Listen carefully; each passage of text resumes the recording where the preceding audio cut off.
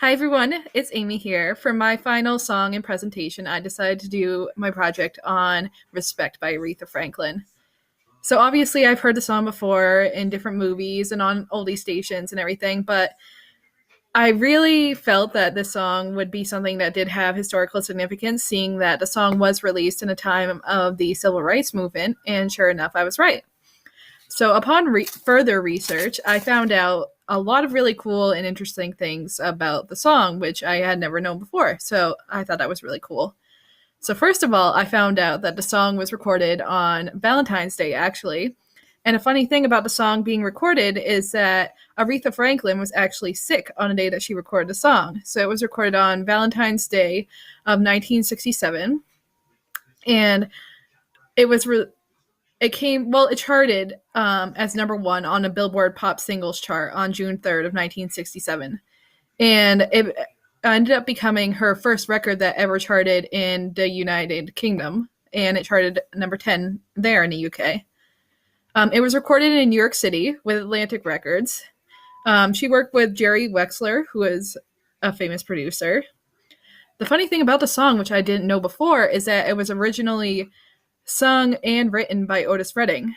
And what I found really cool, which was different in that time period, was that Aretha Franklin took this song, made her own arrangement with it, and kind of did her own thing with the music. And she actually presented it to Jerry, who then helped her record the song.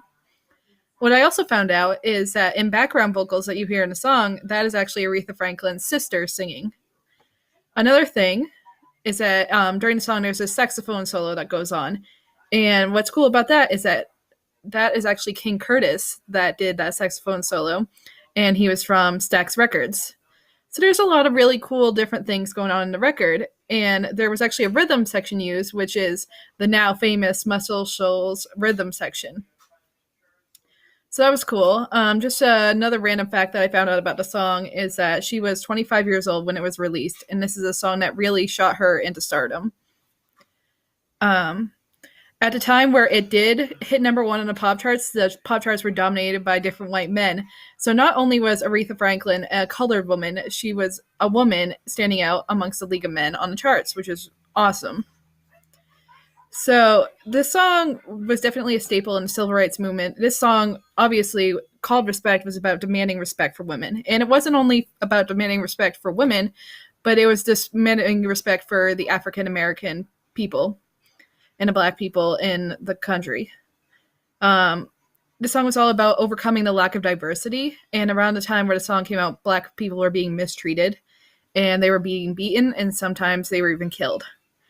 So a lot of black people and the civil rights movement was about standing up for the rights of these people and demanding that they do get the respect that they deserve, and that to be seen that they are just regular people like you and me.